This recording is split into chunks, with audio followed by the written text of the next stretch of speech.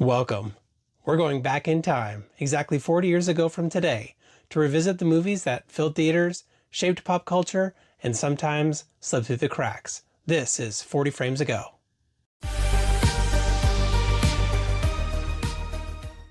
Hi everyone, I'm Jim, and welcome to 40 Frames Ago. If you're new here, well technically we're all new here. This is the very first episode. So here's how it works. Each week, I'll rewind the clock exactly 40 years to see what was happening at the box office, what movies were hitting theaters, and then I'll spotlight one film from that week. We'll dig into the cast, the crew, the soundtrack, even the physical release, and then I'll share my own thoughts after revisiting it. So why 40 years? Well, I'm just a little over 40 myself, and I thought it would be fun to relive the movie theater experience week by week, revisiting the films that shaped the era and seeing how they hold up today. So, let's rewind to the first week of 1986, shall we? Whoa! Here we are, back in 1986. Here I am, I'm standing outside the movie theater, anticipating what to watch, looking at all these titles.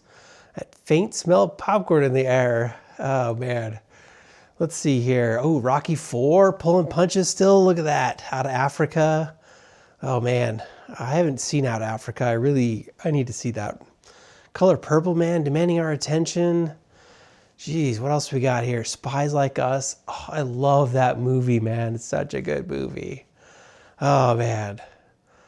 Well, let's dig deep. Let's find out what's going on. We'll go to the box office and take a look at the numbers. But I just wanted to show you guys the lineup of what was playing, what was out, what was greeting moviegoers in the first week of 1986. So anyways, here it is in all its glory, the top 10 movies of 1986 in week one. So week one, 1986 is the 3rd through the 9th. Rocky's still slugging away at these numbers. 7 weeks so far in the box office, and grossed $9 million this week, a little over that, and over 100 million. It hit the 100 million mark this week. So that just proves that, man, that franchise just did gangbusters, and people were still showing up to see Stallone in that Rocky franchise. If you look also Out of Africa and also Color Purple, they're gaining in places. I think there was quite a lot of Oscar buzz going around about those two pictures. And, they had really good reviews. And so those two were just really pushing the numbers back up the box office. 101 Dalmatians was a re-release from 1961. I mean, if you think about it, that movie is pretty old, and back then, it was still pretty old, and it still brought in $8 million this week. It's 20 million so far in 3 weeks. So that movie is just cash cow for Disney. I think this was the 3rd or 4th re-release of that movie since its original release, and I think it's in the future goes out a few more times as re-releases again. I think I read it somewhere, adjusted for grosses, that movie's almost made $1 billion for Disney. Not adjusted for gross, but adjusted for inflation. So just crazy how well 101 Dalmatians does. I can see how it does pretty well, because if you think about it, this is Christmas time.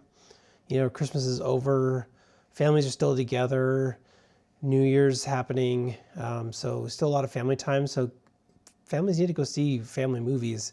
And looking at what other options you had at the time, it was pretty bleak for a family movie. Most of these were more adult-focused movies, so I can definitely see why 101 Dalmatians really actually made a killing. Spies Like Us, like I said before, it's so funny. Doctor. I love that scene. That movie is great. It's 5th week out, made $6 million this week.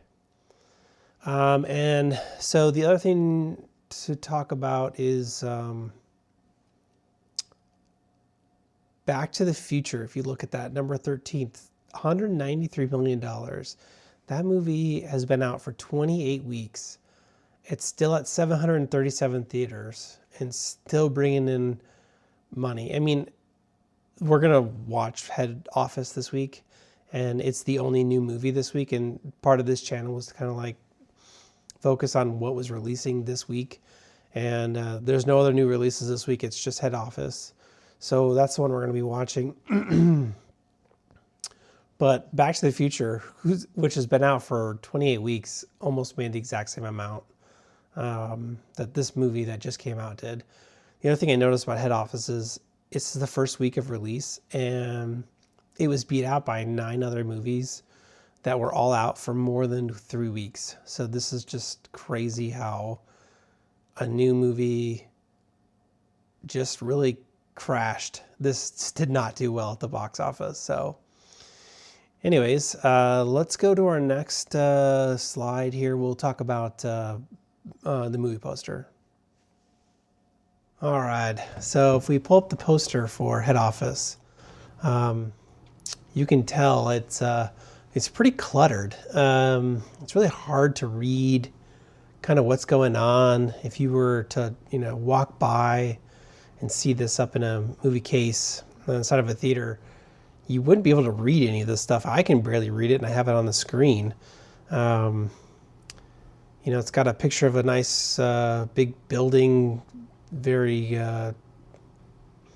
interestingly put. Obviously, a character of the movie, maybe, or a focus of the movie. And underneath these people, all these actors, it has little, in real small writing, what movies they played in. Like Judge Reinhold, his says from Beverly Hills Cop. Danny DeVito, Romancing the Stone, and Jewel of the Nile. Rick Moranis, he's Ghostbusters. Man, I miss Rick Moranis. He was so good. Honey, I Shrunk the Kids, Ghostbusters, man. Spaceballs, he's coming back. He is coming back for Spaceballs, the new one. Hopefully that all gets produced and does well. I'm a little worried about Mel Brooks. He's like 99 years old and he's making movies. That's crazy. But he's coming back. He's making a comeback, hopefully. That would be awesome. Eddie Albert, it says from Green Acres. And the funny thing is the two bottom ones, Jane Seymour and Don King, they don't have any acting credits. It just says, for Jane Seymour, it just says from England. And Don King says from Las Vegas. So, I mean, it's funny they put something in there at all. Don King, I think he was kind of in that pop culture zeitgeist because he was promoting for Mike Tyson at the time, and Mike Tyson was coming up. So I can see where they were trying to probably use him to promote the movie, like he promotes his boxers. So that's kind of funny. But yeah, the poster's just super busy. I don't think it's pretty at all. Kind of looks ugly to me. Let's take a look at, I have just the artwork alone. Here we go. It looks a lot better. It's cleaned up. The artist who did this, his name is Phil Roberts, and he does a lot of caricature artwork. Now, I was looking at his Instagram. He's still making art, but most of it's more like surf and Hawaii-based artwork. But back then, when he's making movie posters, it was all caricatures, a lot of cartoon artwork. So we'll see. The building definitely feels like a character of itself. I doubt it's what it looks like in the movie. I mean, that would be funny, but I don't know how they would do that, especially with probably what budget they had. I haven't seen the movie yet, so I don't know if it plays in any effect to the movie itself, but maybe it does. I don't know. I think it's probably just a marketing idea. I did do some research on Phil Roberts' other movies, and I did pull up some posters from his other kind of big movies. So let's take a look at those. We've got 3 posters here from Phil. Bad News Bears, Detroit Rock City, and Grandma's Boy. And you can see his artwork style is very similar in all of these. He uses that caricature artwork, a cartoony look. Probably selected for satires and comedies only because of that. But really cool posters. I mean, Head Office is nothing like these. I mean, it has the character building, but I mean, I think that poster would have looked so much better if you would have done characters like these that you see here. On all of these movies, I do have a list of shame winner, and that's going to be Head Office. Oh, just kidding. Bad News Bears. I haven't seen that one yet. And Detroit Rock City, I did see in the movie theater when it did come out. So did I also saw Grandma's Boy when it came out in the movie theater. I own Grandma's Boy on Blu-ray, but it doesn't have a 4K release, and it would be fun to revisit that one. I haven't seen it in a while, so it would be interesting to see how that one holds up. I have seen it a handful of times, and it's always been a really funny movie to me. So I would like to revisit that one again, just because it does. It's very rewatchable. So, anyways, let's take a look at Head Office a little bit more. We'll deep dive into, let's look at IMDb right now and see what their description of the movie is. All right, from IMDb, here is the quote, or the movie description. Lazy, womanizing Jack gets employed at the New York City headquarters of the multinational conglomerate, Inc. Crazy chaos, promotions, firings, suicides, etc. Seems to be the way of the day. That's a pretty funny description for a movie. I mean, Jack doesn't sound that great. Lazy and womanizing. What am I going to be watching here? Anyways, let's take a look at the trailer next. See what we're about to get into. Jack Issel, Bright Business School graduate, is about to face his first day in the corporate jungle. Welcome aboard. Thank you, sir. He's joining the Fortunate 500 who run the world's most irrational... Fortunate 500? 20 years ago, I came to this town. I had less than $43 million in my pocket. Wow, only 43 million? Poor guy, how does he survive? The entire power of a multinational corporation pounding under the hood. Nothing like it. Oh my You God. think you're executive material, Jack?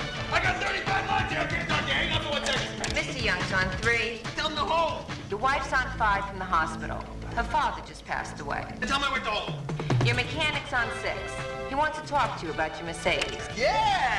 Fine. Oh, great. Nice. You guys are great. You gotta be crazy to maintain your sanity up here. INC Defense Industries proudly presents their new line of small arms for what could be a very, very hot summer in Central America. Big business as an arm dealer. Head Nice. Office, Zip this up for me. Oh man, gotta get that, the story of a company man. get those guys to come to the theater. Keeps. I think you found a home for yourself here, Jack.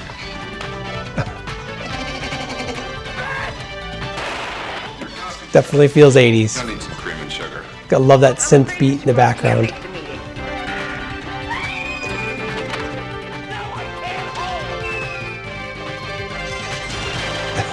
Starring Judge Reinhold from Beverly Hills Cop, Rick Moranis from Ghostbusters, and Don King. Don Novello from This is just Saturday like the Night Live, poster. Jane Seymour from England, and Don King. Oh my God. Eddie Albert from Green Acres, Wallace Shawn from My Dinner with Andre, and Don King. And Danny DeVito from Romancing the Stone and The Jewel of the Nile. Head Office. That's funny that I pointed that out, and then we're watching the trailer, and there it is again. I love this business. Ooh, that's pretty cringy. We'll see how that goes in the movie.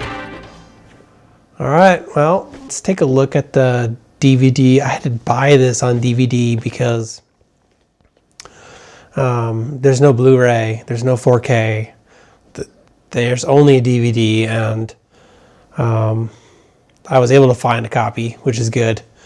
I'm hoping it doesn't become an issue in the future with other movies that I want to watch. Just trying to find copies or ways to watch it. But so far first week, we're able to see it. So let's take a look at the DVD. So, like I said, no Blu-ray, no 4K. Take a look down here. Here it is. So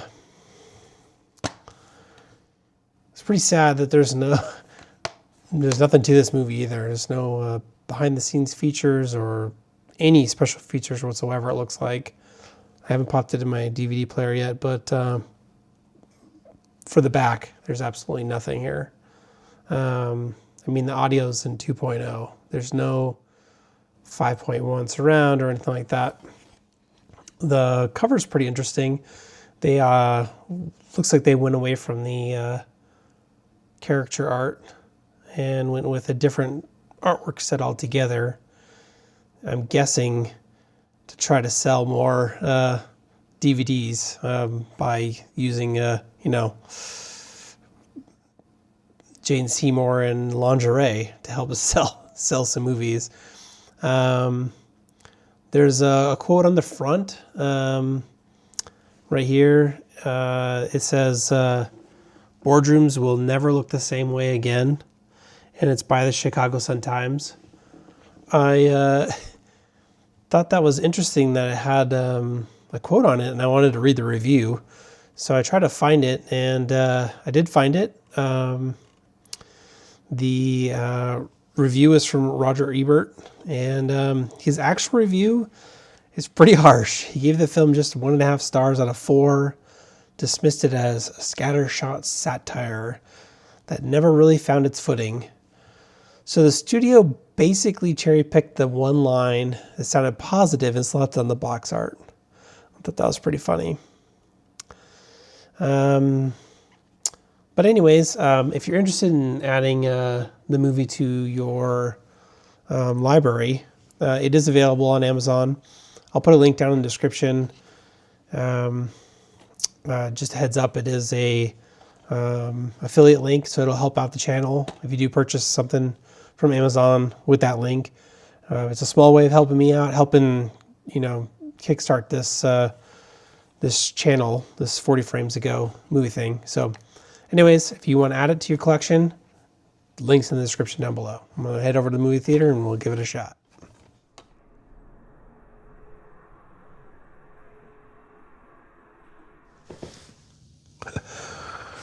Well, that was an interesting movie. It's very chaotic. That's definitely a good word for it. The pacing is very weird on it. The humor feels like it tries really hard. Some of it does work. There are a few moments where I did actually laugh out loud. But for the most part, it's just very just all over the place. So anyways, let me collect my thoughts a little bit more, and I'll meet you over on the couch and we can discuss this a little bit more. There's a lot happening in this movie, but not much of it actually helps with character development. Take the racquetball scene, for example.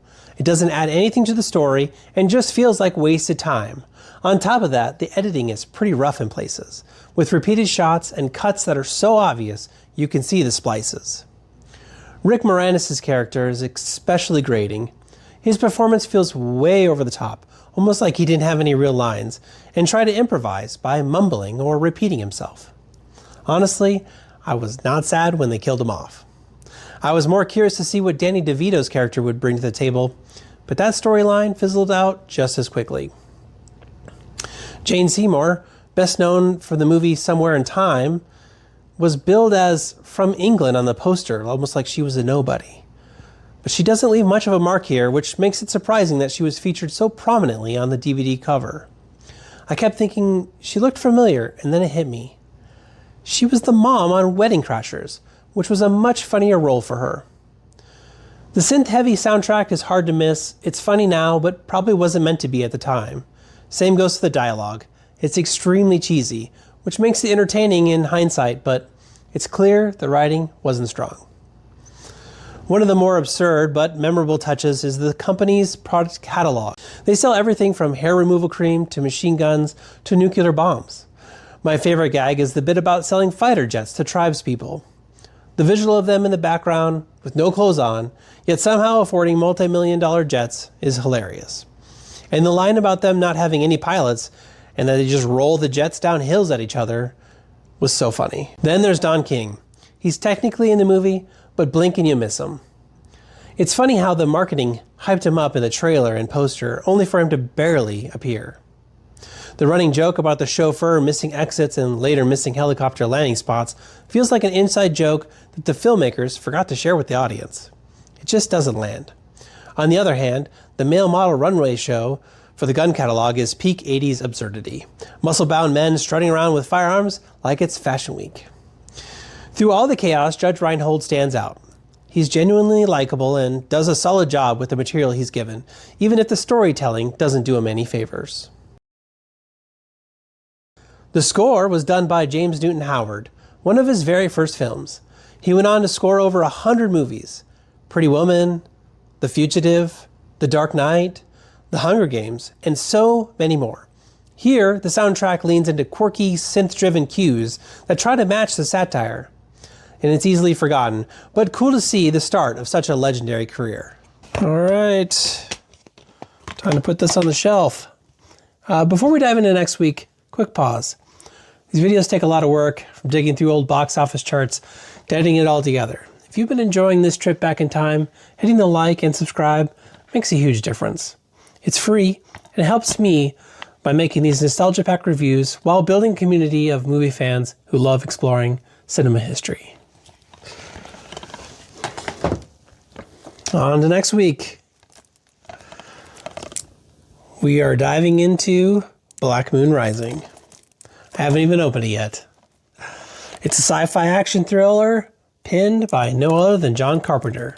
So buckle up because we're shifting gears from corporate satire to futuristic car chases. Well, that's a wrap on our journey back to the first week of 1986.